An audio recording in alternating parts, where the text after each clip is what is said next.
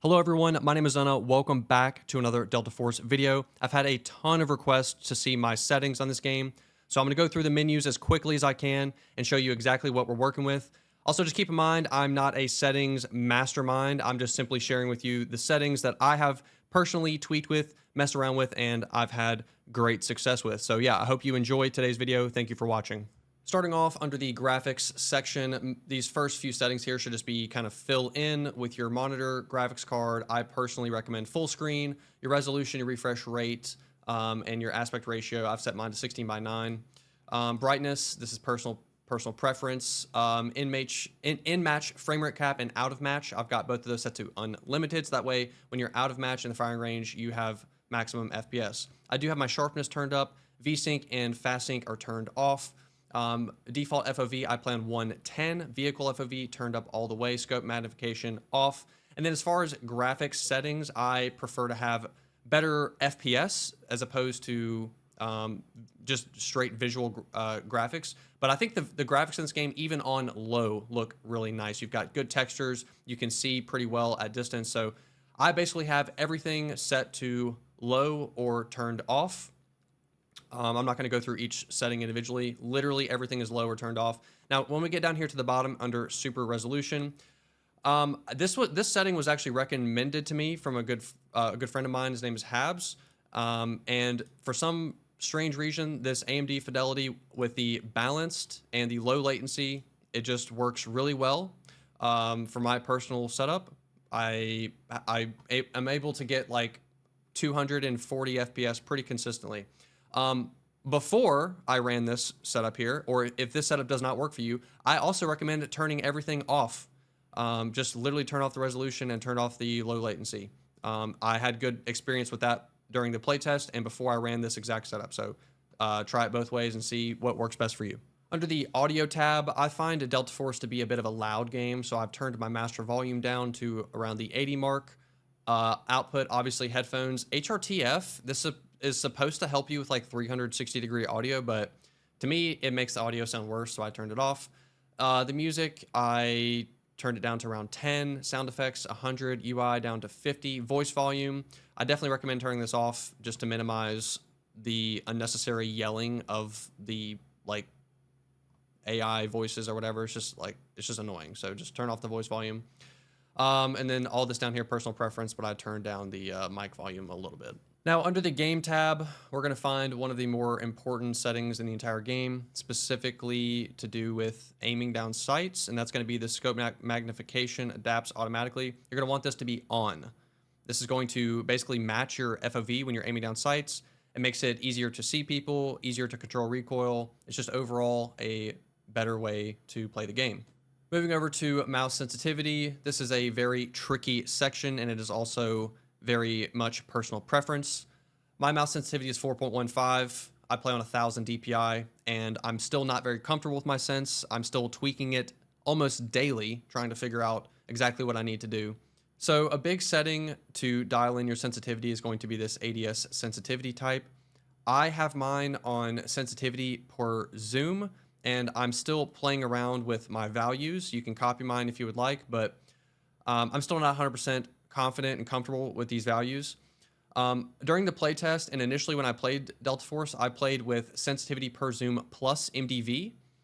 And if I'm not mistaken, MDV only is the default.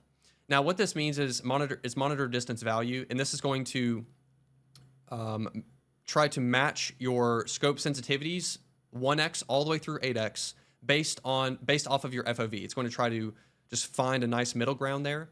And once you have when you have MDV as a setting here, your monitor distance coefficient is going to either be 133, 178, or 0.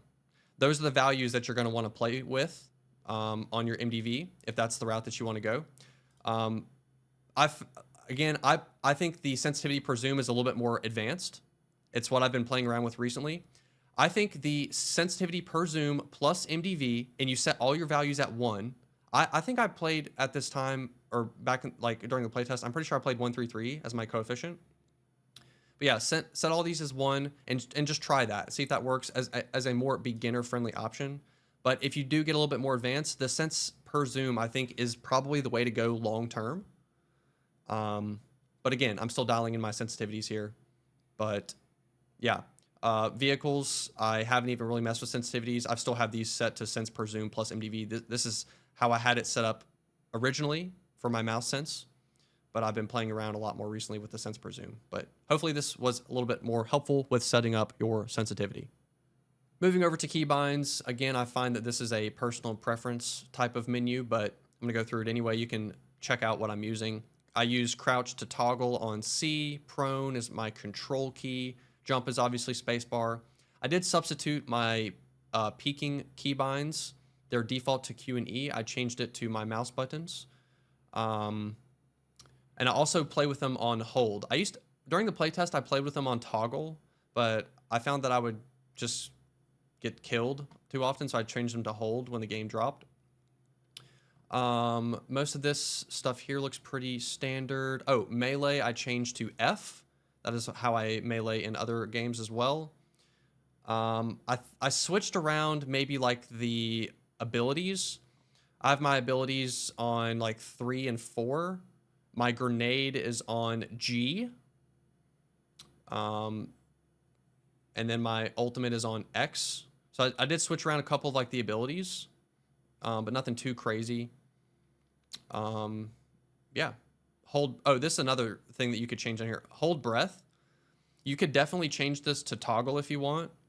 I've found it to be useful both ways, because for those of you who don't know, you can actually hold your breath with any weapon in the game, like even a SMG. It doesn't have to be a sniper. So it does help with longer range gunfights. So you could consider changing that to toggle. Another thing I want to look at real quick is the screen and interaction. I have been playing with this on hold recently, but during the playtest, I also enjoyed playing toggle. I could see it being useful either way. The nice thing about toggle is like when you go to like revive somebody, you kind of get like a little bit of a break, like a 1.5, 3 second break, depending on if you're playing medic or not.